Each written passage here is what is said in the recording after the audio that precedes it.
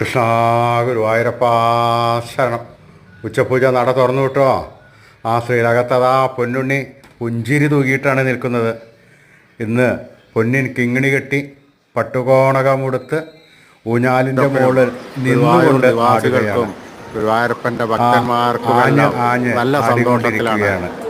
ആ സ്വർണ്ണത്തിലകങ്ങളും സ്വർണ്ണമാലകൾക്കും നല്ല പോലെ ശോഭിക്കുന്നുണ്ട്. രംഗങ്ങൾ വീട്ടിലിരുന്ന് കാണുന്നവർക്കും പൊന്നിൻ കിരീടത്തിന്മേൽ രണ്ട് തിരുമുടിമാരെ ഗുരുവായൂരപ്പ രണ്ട് വലിയ വനമാലകളും ചാർത്തിയിട്ടുണ്ട്. ഗുരുവായൂരപ്പൻ നല്ല പോലെ അലങ്കരിച്ചിട്ടുണ്ട്.